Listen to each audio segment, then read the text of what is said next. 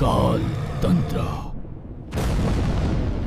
बरसात का मौसम का आगमन हो चुका था। आकाश गहरे बादलों से ढका हुआ था। हवाएं झोंकों के साथ बह रही थीं, मानो किसी तूफान की आहट हो। कुछ ही क्षणों में हल्की बारिश शुरू हो गई। इस सुहाने मौसम में एक धीमी गति से चलती ट्रेन जसवंतगढ़ रेलवे स्टेशन पर रुकती है। ट्रेन से आकाश और उसकी पत्नी नेहा नीचे उतरते हैं। जैसे ही दोनों ने स्टेशन पर कदम रखा, तेज बारिश होने लगी। बारिश में भीगते हुए वे किसी तरह अपने नए घर पहुंचे। घर एक सुनसान जगह पर था, जहां आसपास कोई नहीं था। गांव के दूसरे घर उस मकान से बहुत दूर थे। घर की हालत बहुत खराब थी, मानो वो सदियों पुराना हो और उसमें कोई रहता ही ना हो। दीवारों पर दरारें थीं और घर वीरान लग रहा था। इस घर को देखो, कितनी वीरान और अकेली जगह पर है। दूर दूर तक कोई भी इंसान नजर नहीं आ रहा। ऐसा लगता है जैसे ये सालों से किसी का इंतजार कर रहा हो। आसपास कोई भी नहीं, बस गहरी खामोशी है। मुझे भी लग रहा है कि जगह थोड़ी सुनसान है, पर चिंता मत करो। मैं एक बार बड़े साहब से बात कर लूंगा, शायद मुझे कोई दूसरा घर मिल जाए। अभी यहीं रहते हैं। बहुत तेज बारिश हो रही है। अगर हम बाहर रहें तो बीमार पड़ जाएंगे और मुझे सुबह ऑफिस भी जाना है। चलो अभी इसी घर में रहते हैं। आकाश दिल्ली के रहने वाले थे। उन्होंने नौकरी पाने के लिए बहुत मेहनत की और आखिरकार उन्हें नौकरी मिल ही गई। शहर से बहुत दूर उत्तर प्रदेश के जसवंतगढ़ गांव में आकाश ने अपनी पत्नी के साथ इस घर में रहने का फैसला किया। दोनों बहुत थके हुए थे और जैसे ही उन्होंने बिस्तर देखा, वे सो गए। आधी रात हो चुकी थी। बारिश रुकने का नाम नहीं ले रही थी। आसमान में बिजली कड़की, जिसकी चमक से नेहा की आंखें खुल गईं। उसने चारों ओर देखा और उसे याद आया कि वो इस सुनसान घर में है। बड़े साहब ने हमें ये कैसा घर रहने के लिए दिया है। यहाँ तो कोई आता जाता भी नहीं है।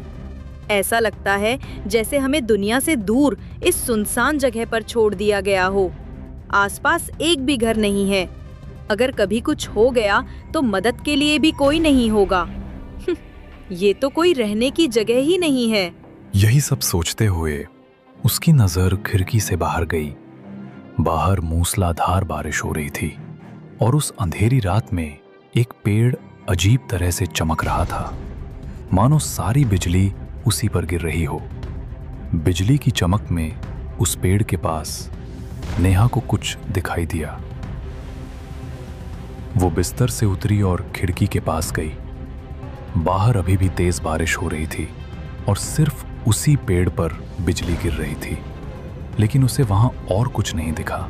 लेकिन मुझे वहां कुछ दिखा। वहां कोई था। उस पेड़ पर कोई इंसान की तरह बैठा था। क्या ये मेरा भ्रम हो सकता है? हाँ, ये भ्रम ही होगा। इस वक्त वहां कौन बैठेगा? शायद थकान की वजह से मुझे ऐसा लगा होगा। अगली सुबह आकाश ने अपने बॉस से बात की। बॉस, ये घर बहुत सुनसान जगह पर है। आसपास कोई घर नहीं है। क्या आप हमारे लिए कोई दूसरा घर दिलवा सकते हैं? दरअसल मेरी पत्नी गर्भवती है। अगर आसपास कोई घर होगा तो वो भी खुश रहेगी और मुझे भी कम चिंता होगी। ठीक है मिस्टर आकाश, चिंता मत करो। मुझे 2 दिन का समय दो। मैं जल्द ही तुम्हारे लिए दूसरे घर का इंतजाम कर दूंगा। आकाश वापस आया। क्या हुआ? बॉस ने क्या कहा? क्या घर का इंतजाम हो जाएगा? हाँ, हो जाएगा, लेकिन इसमें 2 दिन लगेंगे। क्या हमें 2 दिन इसी घर में रहना होगा? सुबह से ही मन घबरा रहा है। मुझे डर लग रहा है, पर अब आपको ऑफिस काम पर जाना ही होगा। मैं बस इतना चाहती हूँ कि आप जल्दी वापस आ जाएं। मैं यहीं आपका इंतजार करूंगी। आप बेफिक्र होकर जाइए। हाँ नेहा, अभी हमारे पास और कोई इंतजाम नहीं है।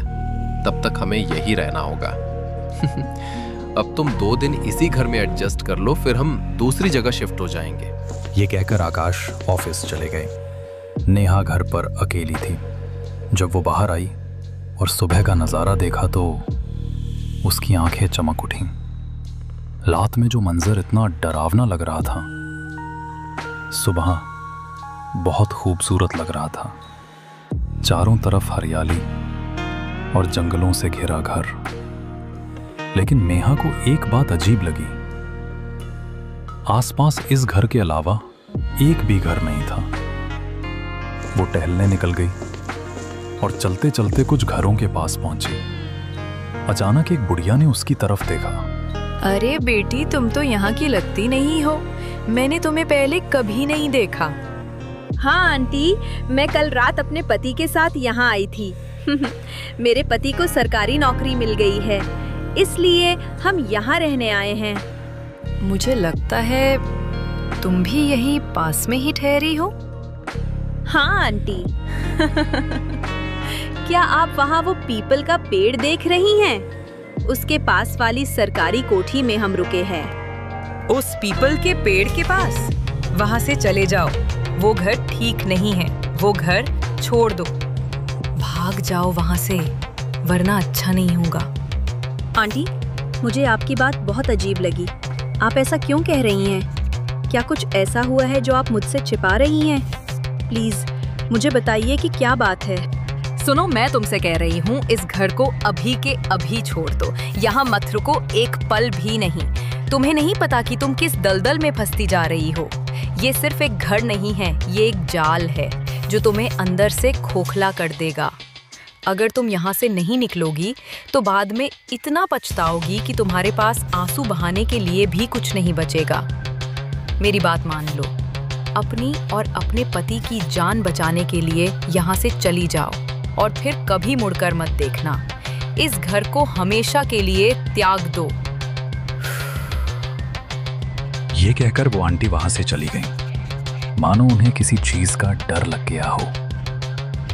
आंटी की बातों ने नेहा को दुविधा में डाल दिया था।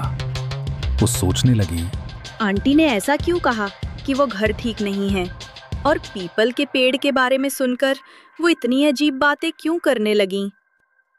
नेहा घर वापस आ गई और फिर अपनी खिड़की से उस पेड़ की तरफ देखने लगी।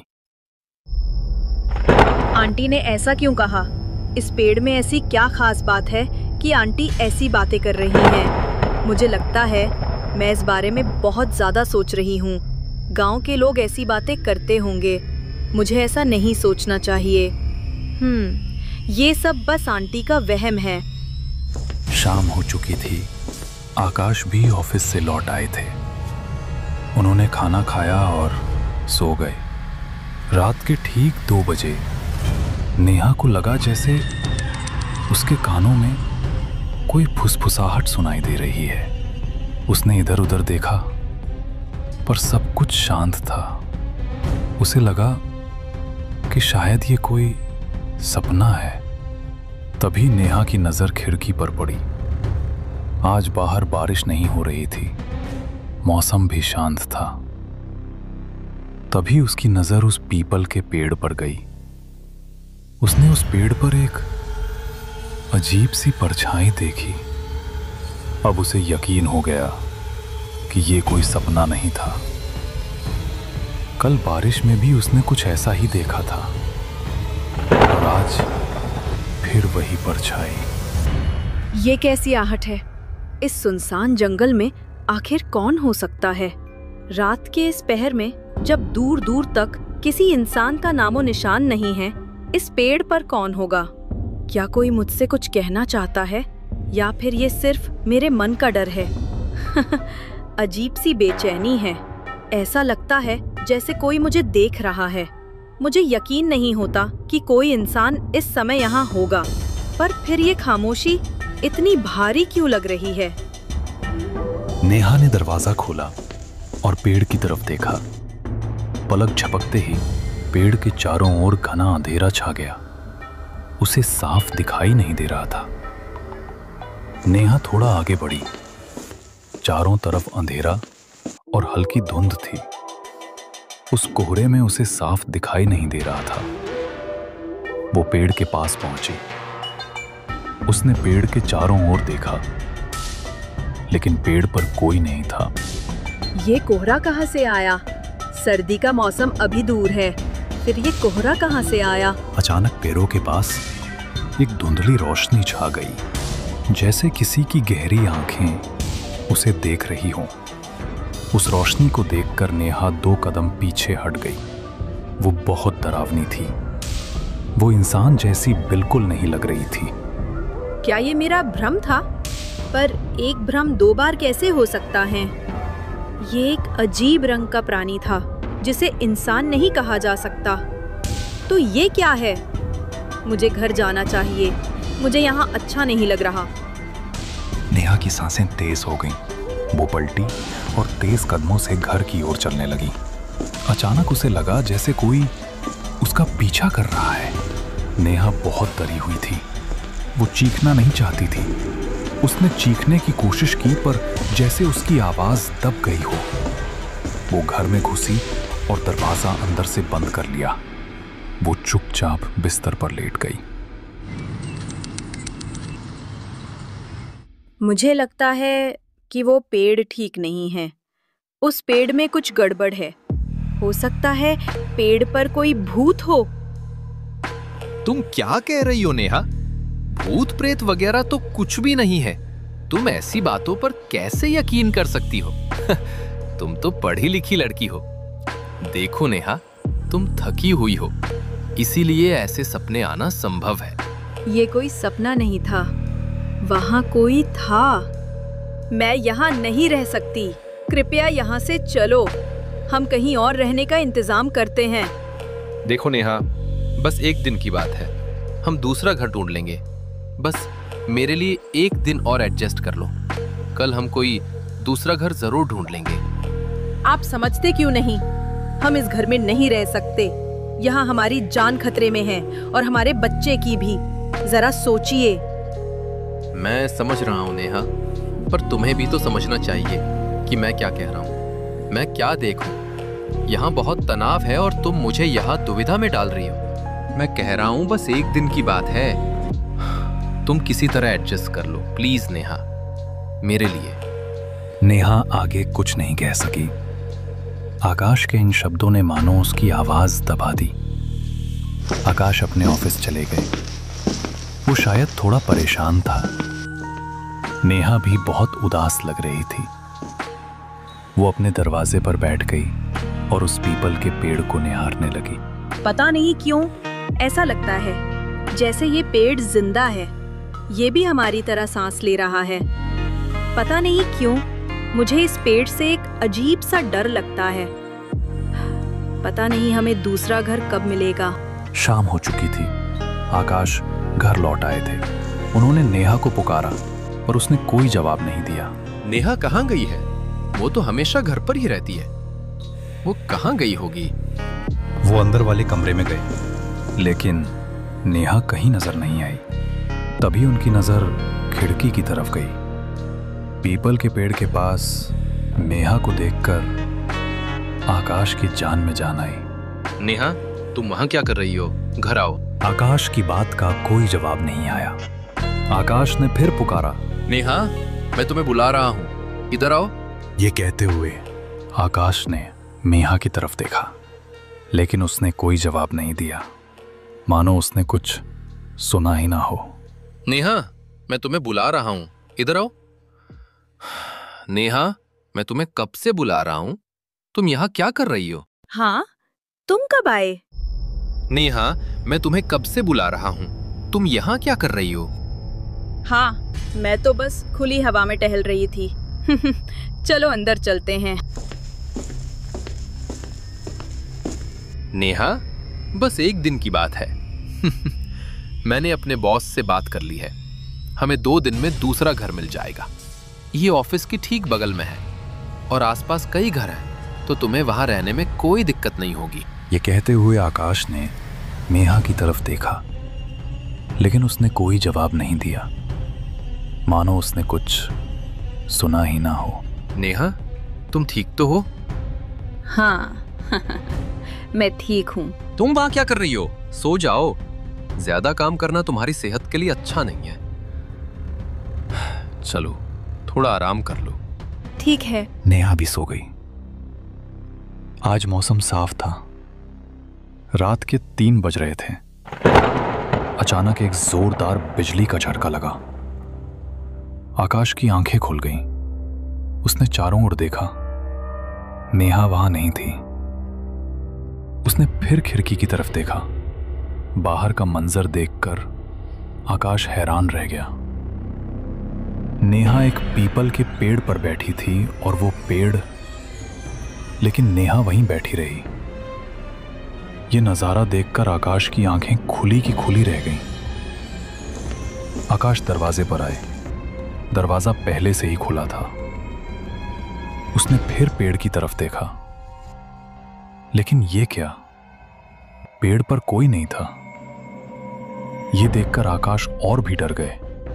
एक बार जब उन्होंने अपने कमरे की तरफ देखा तो वो मंजर और भी डरावना था।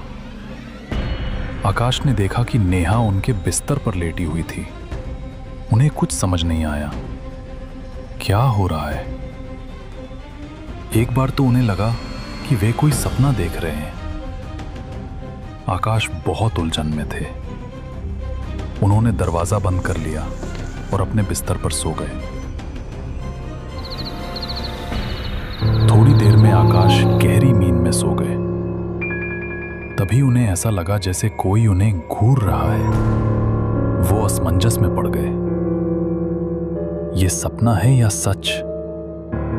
जब आकाश ने आंखें खोली तो उन्होंने देखा कि यह सपना नहीं बल्कि सच था।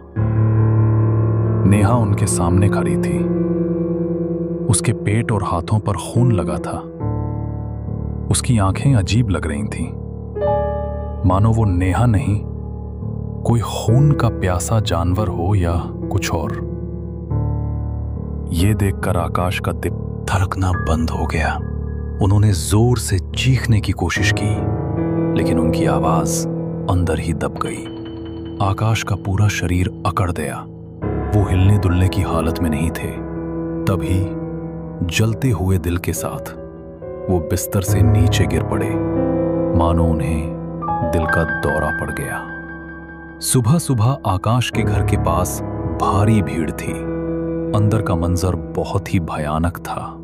नेहा का शरीर खून से लथपथ था और आकाश उसके बगल में लेटे हुए थे। उनका शरीर नीला पड़ गया था, मानो किसी ने उनके शरीर से खून चूस लिया हो। ये उन्हीं लोगों का काम है। उनकी हालत तो देखो। उन्हें यहां आना ही नहीं चाहिए था।